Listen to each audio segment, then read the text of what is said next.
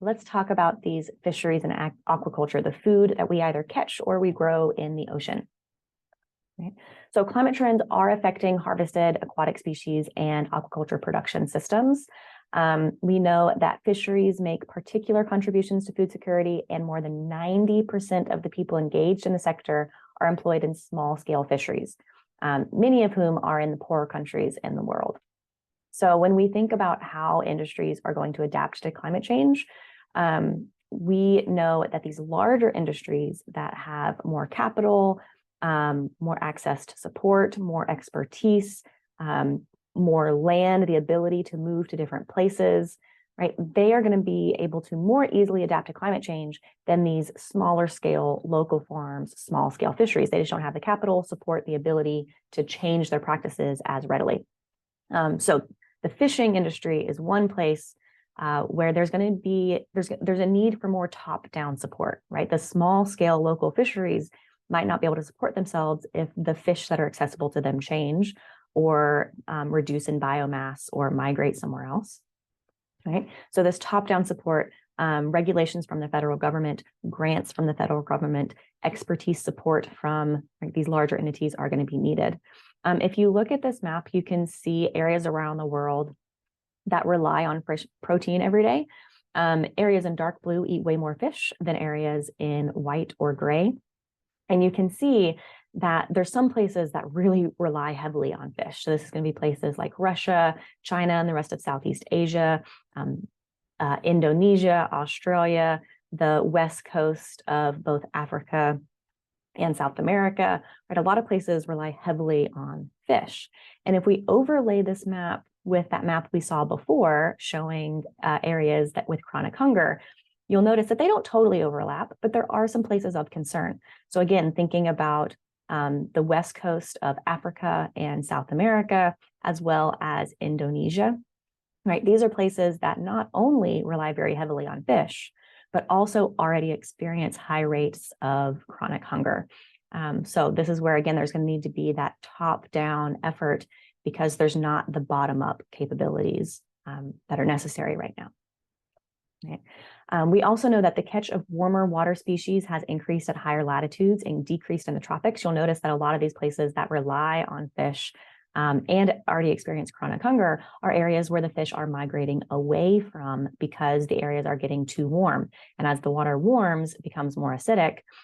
Fish are moving both poleward and deeper away from these areas that rely on fish. So these changes have negative implications for coastal fisheries in tropical developing countries, which, as we've talked about a lot, tend to be particularly vulnerable to climate change because they're already at that hot, wet extreme.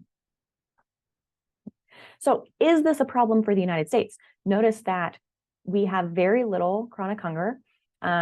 We don't rely as much on fish for our daily protein. Do we care about this in the United States? And the answer is obviously yes, right? Because remember, we import a lot of our seafood, right? Over 90% of our seafood is imported. U.S. seafood imports have tripled in the last 20 years to reach a total value of more than $20 billion in 2016. And according to NOAA, over 90% of the seafood that is consumed in the U.S. is imported from other places. Here you can see most of it comes from China, but we also get a lot from Canada, Vietnam, Thailand, Chile, and other places. So if these other places are being negatively impacted by fish migration and a reduction in bycatch, well, that means that we will also have less fish and or the price of our fish will go up.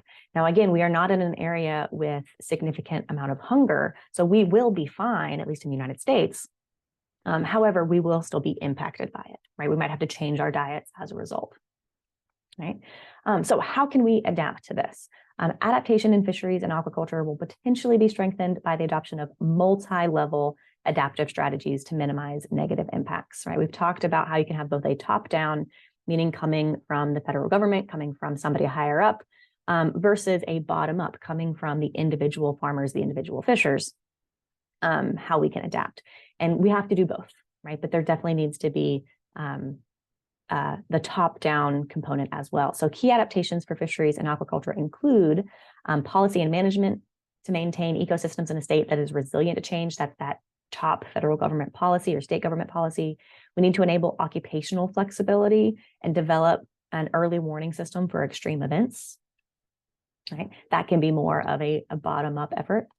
Right? Scientific and management knowledge can counteract the effects of climate change on fisheries. So, for example, if we have better technology, we can better protect future changes in fishery stock and adapt to it before the stock even changes, right? If we know the change is coming, we can adapt before it hits. That proactive rather than reactive. We can use harvest control rules when biomass declines. We already do this, right? So we monitor our fish populations. Anytime a fish population drops beyond what we think is sustainable, we can reduce the amount of fish that we allow fisheries to harvest, right? To make sure that that population does not actually crash. We also have international agreements to reduce conflict and adapt to changes in fish abundance and distributions. So we know that fish are migrating, right? That means that fish that were once in one country's waters are moving into another country's waters. How do we deal with that? And that is where we have this intergovernmental agreements. So, for example, the parties of the Nauru Agreement, PNA, they manage fish stocks with very large ranges, such as tuna, right? Tuna do not stay in one location. They migrate across our entire oceans. And so many countries have to come together to think about how are we going to harvest the tuna, what country can harvest how much so that it doesn't affect the other countries significantly. Another example, the US and Canada have an albacore treaty, which allows vessels from each country to fish in each other's exclusive economic zones, or EEZs, to pursue albacore across a broad range. So this means that even as these fish are migrating, even if they migrate outside of our exclusive economic zone and into Canada's, we are still allowed to fish there. So those collaborations, those agreements, make it better for every country, right? Making sure that no country is negatively or exclusively negatively impacted. And here is an example of the Nauru Agreement, PNA, all of these countries and Indonesia working together.